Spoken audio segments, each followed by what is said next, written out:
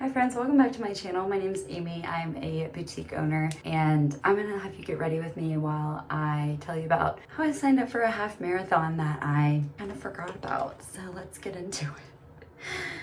For Valentine's Day this year, like a week or two before, I work at Cycle Bar Hyde Park here in Cincinnati, Ohio. I'm an instructor, and at the time I was an assistant manager, and I was talking to this woman and she was training for an ultra marathon, and I was just amazed. Actually, it was an Ironman, a full Ironman, and I was simply amazed at this woman, and I was like, I should do that.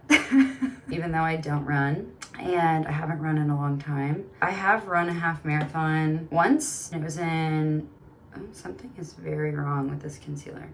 It was in 2019. I actually did train for it. Finished like 20 minutes faster than I thought I was going to. And it's really funny when Dave tells this story, my husband, he's like, yeah, I literally almost missed you coming across the finish line because I said it was gonna take me like, I don't even remember what I thought it was gonna take. I think I said like 2 hours and 20 to 25 minutes, maybe 2.5 hours, which is still a great time, don't get me wrong. But I did not calculate the adrenaline of the day and people cheering you on the whole way into my calculations because I'd never done a race before like that. And I finished in 2 hours and 2 minutes. I will never forget because I lost 2 toenails that day.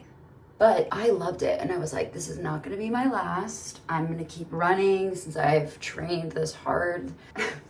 Fast forward, I literally did not put on my running shoes one time after that race, like not once. And that's fine. Like I found other ways to move my body. I'm just not a fan of distance running. But talking to this woman, I just got so inspired, so excited. And she was like, you know what you should do? You should go to Fleet Feet and go buy a bunch of little running shoes or goos and put them in a bag and give that to him for Valentine's Day and say I signed us up for the Flying Pig Half Marathon. And that's exactly what I did. And Dave was like, what?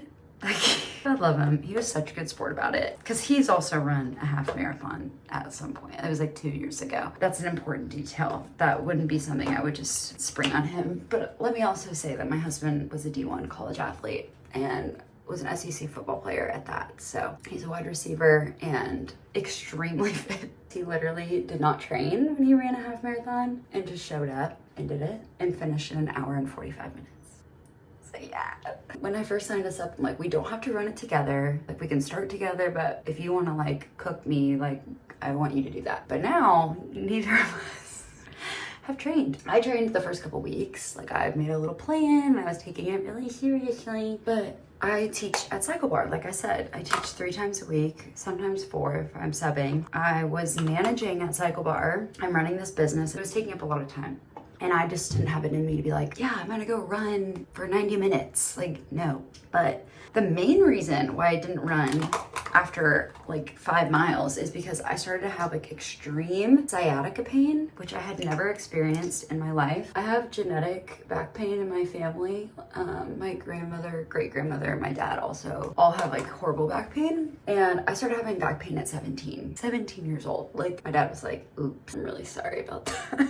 So I've had to have like yoga in my lifestyle since then. Like I've been doing yoga since high school to help with my back pain. If I stop going, I feel it. And I stopped going conveniently when I was trying to start training for this marathon because I was like, I just don't have enough time. Well, I've had back pain. Like I said, I have never had sciatica pain. And I only know what that is because I Googled what is happening when your body feels like it's being electrocuted. Every single step, I can't even explain it. If you've had it before, you know, shooting horrific pains down my legs. And I couldn't figure out where it was coming from. And I was like, I just have to keep jogging. I just have to keep jogging. It's gonna loosen up. I'm gonna feel better. I was gonna go off like a 3-mile run. I was like, I have to go at least 2. I'll just jog. It's gonna be fine. It did not get better. And it wasn't until I was 3/4 of a mile in, I could even figure out that it was coming from my back. It was that intense. I thought like my legs were starting the drama. And it just was not the case. Well, after that run, I literally for 2 days, like I remember I forgot something in my house when I was leaving. I jogged up my front steps to go run back in my house. And like by jog, I mean like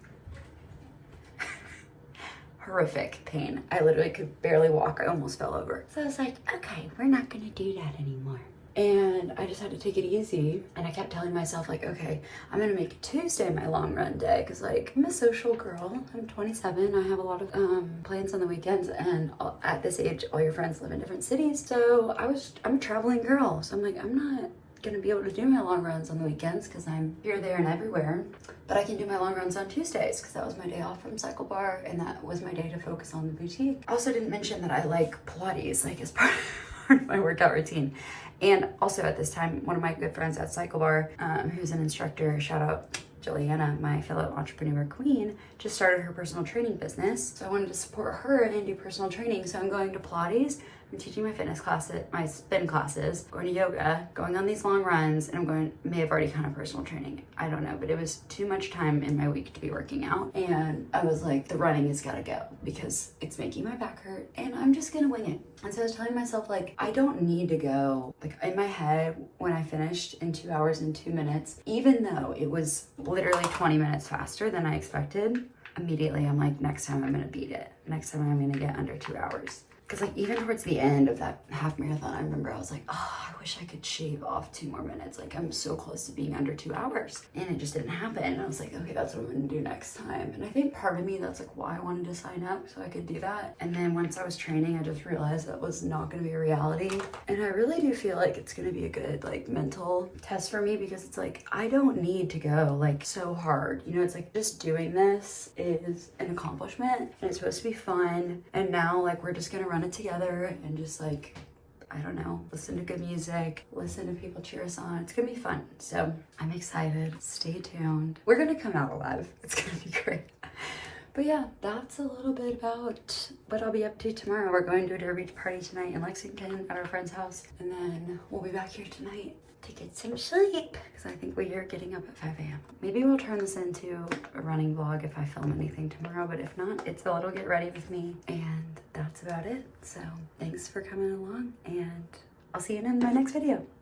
Jump scared, fast forward, post race. I just thought I would add a little something here because I didn't film anything sideways for YouTube, but I think it'd be funny to stitch this with my little video from yesterday. So we actually crushed it for not training. We finished in 2.5 hours, and we're just athletes like that. I'm just kidding.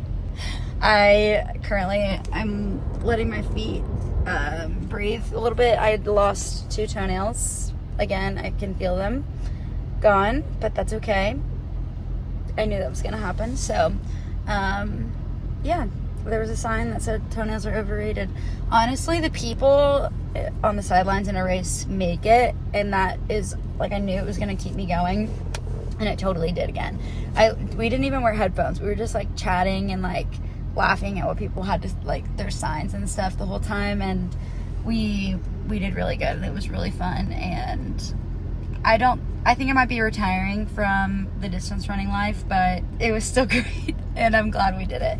And more than anything, this is like so sappy, but I'm like so grateful to have a body that moves and can do that. And that's something I'm like very intentional about feeling gratitude for every day, because I'm so grateful for my healthy body. Like being a fitness instructor, like having that be my job, it's fun for me to do that. So I don't know, it was a great day, and I'm really happy we did it.